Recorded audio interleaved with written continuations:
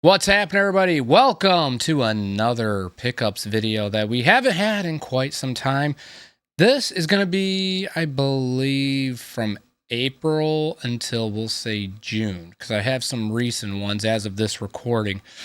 So there was one that actually, I think, well, there might be a couple that are a little bit older than April that I might have missed out on the last one. So I'm bringing them in for this video. So to start with, for those of you that might have missed my pickups video going over the Master System, what the heck you call it? We'll call it part of the power tower, but it's not really the power tower or the tower of power. It's its own thing. Back over there, right there. Can't really see it because it's blurry, but I bought Alien Syndrome, which it is CIB. I got the card right here. And I bought this because, number one, I enjoy the game. But secondly, I needed a Master System game to test out on the adapter. So I figured, why not get Alien Syndrome? I think I can't remember how much I paid. I want to say it was less than $20 or it was around $20. Can't really remember. Somewhere around there. But Alien Syndrome is a great game. Now, granted, you don't have to just play it on the Master System. I just got the Master System port. It was originally an arcade port, and I can't recall what else off the top of my head. I'll put a little note here as to what console ports actually had this game. So it's a over-the-head shooter, and I love those style of games like Smash TV, Robotron, Zombies Ate My Neighbors, obviously, and those were just the ones off the top of my head. But I love those aerial views. I don't know what it is. I just love them. But this game I thought was well put together, and the degree of difficulty is definitely there. You could say that potentially it's a little clunky to today's standards, but of course, this game was from the 80s, so, give it a break. But the visuals on the Master System are actually really, really good. And without doing a full video going over the Master System, I really thought that Sega knocked it out of the park from a graphical standpoint when it came to the Master System. When you compare that to the NES and knowing that they came out around the same time, I don't know why the Master System didn't do better, because granted, I wasn't born until 86, so I have no knowledge as to why it failed other than maybe they didn't do enough marketing or advertising. But if you haven't played Alien Syndrome, this is one that you definitely got to check out. All right, so next up, this is one I wanted to show you guys a while ago, but it is Grandma's Boy, the Blu Ray, and I'm trying to get it without the glare here, but if you guys can see, there we go. It looks like it's foreign, right? Because it is. And for those that don't know, this is actually technically a rare Blu-ray.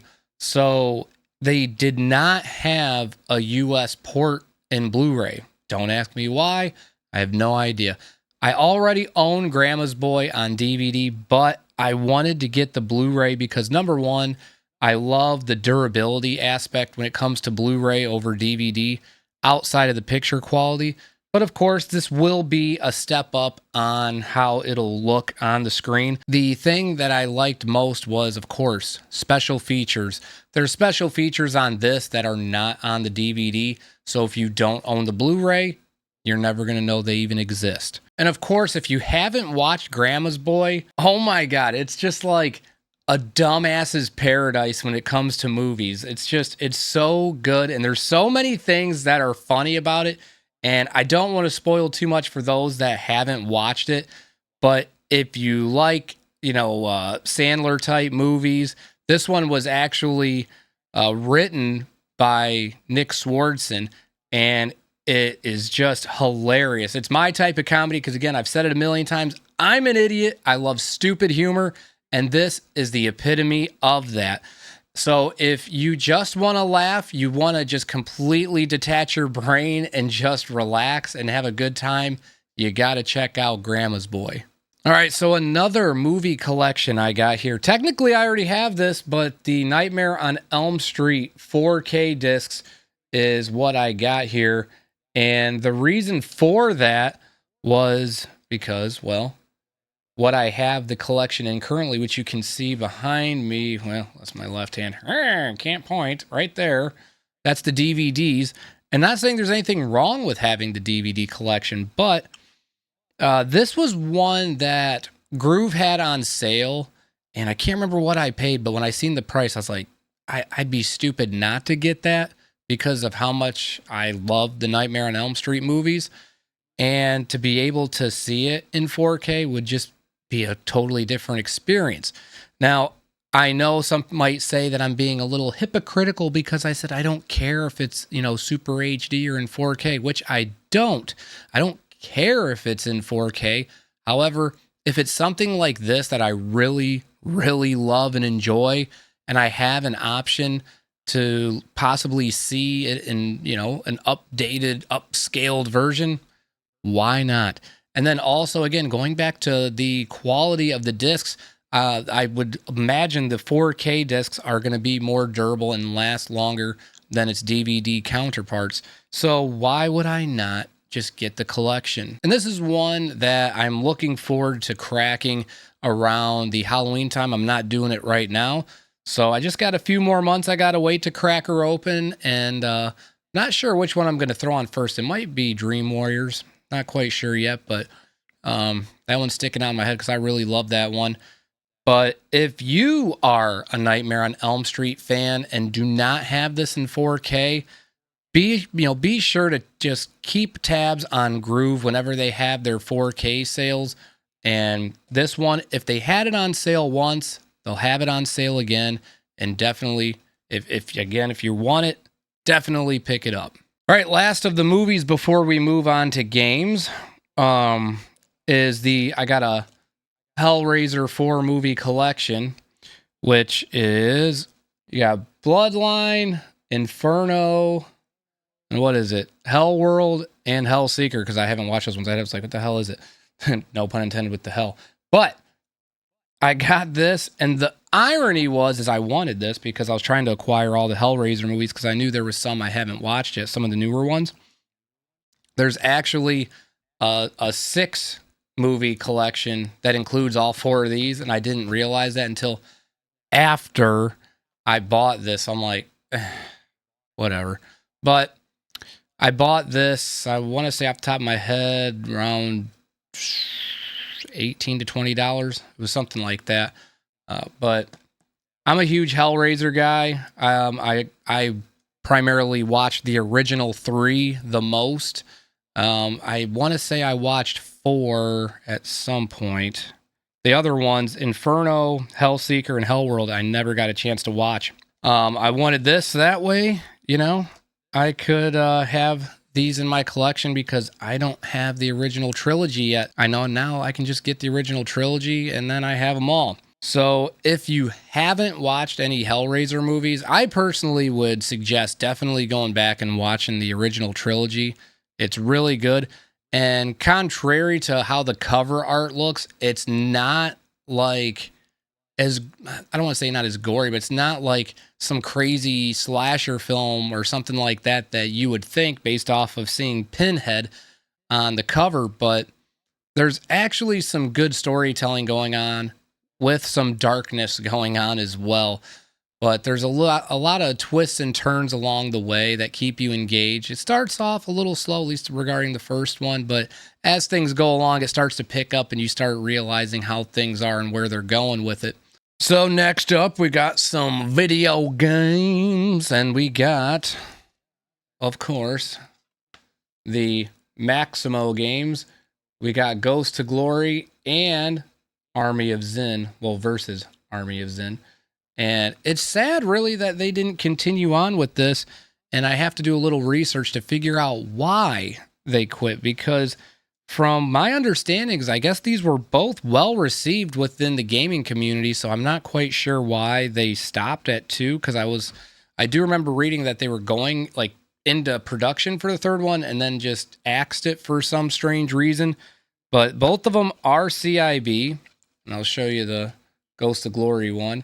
But they're in really, really good condition. the manual, the discs. I can't remember if it was Army of Zin, but one of them, like I think it was this one, the disc and manual look really, really about as close to brand new as you can get. And it was way cheaper than its counterparts for the same price. Yeah, like this disc has like basically nothing on it. I mean, it looks like, try to get this as close as I can. Of course, it's not wanting to. I know it's kind of hard to see, but there's not really any sort of scratching or anything on it. Like I said, it was actually a little bit cheaper or on par maybe to its counterparts, but they were all beat up. Like the manuals looked like they were folded like a freaking one of those paper hand origami things that you used to play with when you were a kid. The little things where you do it so many times and you fold it out. You guys know what I'm talking about. At least the old dinosaurs my age. You know what I'm talking about. But yeah, that's what some of them looked like. And the discs were kind of, I don't want to say beat to hell, but they definitely had some scratching on them. So both of these, being able to get them, I want to say I paid less than 60 or 70 after tax out the door. But to be able to get both of them and in the condition that I got them in, I was super amped up on it. And I only got to finish playing the Maximo Ghost of Glory, the first one. And for those of you that follow me, see me stream it. That was so well put together. And I'm really looking forward to playing the second installment. And from what I've seen just on the back, it looks like they added some things to it as far as looks like hit combos and whatnot. So I'm really looking forward to playing that one.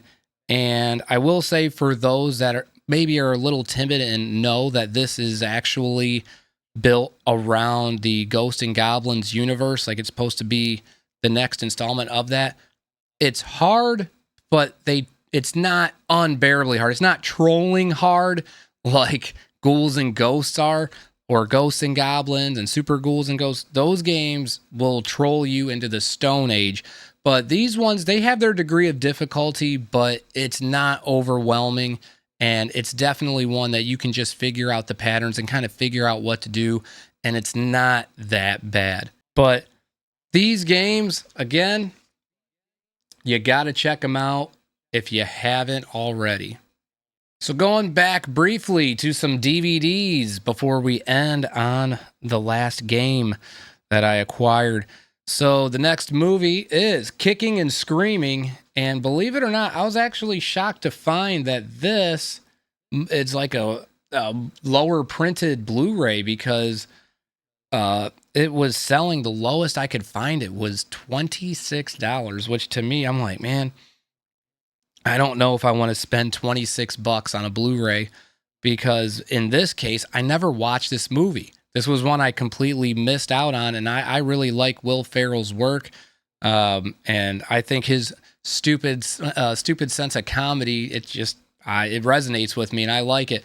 But my buddy at work was telling me I had to get this, and so I actually just recently watched it a couple nights ago, and I'll say that for a kid's movie, it was really good, really well put together, and I definitely liked how you could tell they like incorporated some of, I don't want to say the adult humor, but certain stuff that he would do in more of the R-rated films that he's been in. They incorporated some of that without maybe adult language or adult themes or innuendos, but just some of the over-the-topness that he usually does. They incorporated that into the film, and I thought it was really well done. If you haven't watched Kicking and Screaming, I definitely would suggest it, but if you are a collector, I guess it just depends on if you really, really want it. I guess, like for me, just because I really am a big Will Ferrell guy, I didn't mind spending the money. But if you're on a budget, I would suggest just renting it if you haven't watched it. Overall, good movie. All right, next up, we got Robot Chicken, the complete series. I got this on Groove. They had a sale. I got this at the same time I got the Nightmare on Elm Street series. And this was one I had to get. This is actually the DVDs. It's not in Blu-ray. I absolutely Love the show. Again, stupid stuff. People would consider this, stupid stoner stuff, which is fine. I have that sense of humor. Robot Chicken, all I can just say is that if you really like stupid humor and just over the topness, it's going to be your cup of tea. And it was one that I had to get. And again, because it was on sale, I seen what it was selling for prior to the sale, and not even just on Groove's website, but even if I were to go on to eBay or Mercari, just any sort of second-hand store or something like that, I was going to be paying over $50 to $60, if not upwards of $70 if I was to get it off of Groove brand new. I think I got this for 40 or 45. I can't recall. But for how many seasons this show had, I was like, okay, that's worth the price tag. I'm going to pull the trigger on it because it was one I had on my list, but I just haven't gotten around to getting it. So, Robot Chicken, check it out if you haven't checked it out already. All right, last of the DVDs before we move on to the last game and wrap up today's video is Dinosaurs, the complete series. And, spoiler alert here. If you did not know, the end of the show is super dark and they all die in the end, which it's so funny because they basically tell you how it's going to end in episode 1, because when they go into how it fades into episode 1, they got the little news broadcaster guy on the TV, and he's saying how that the scientists are saying there's some big meteorite coming to crash into Earth and it's going to basically wipe everybody out and blah, blah, blah. And then he's like, oh, wait, never mind. No, it's not. It's going to miss us and blah, blah, blah. And then it just continues on. But that little thing, even though we know that that's how the dinosaurs got extinct, but you didn't really think at that point in time, because it was a family show, that you're like, maybe they're not going to kill him. But they did kill him at the end. But Dinosaurs, I absolutely loved this show growing up.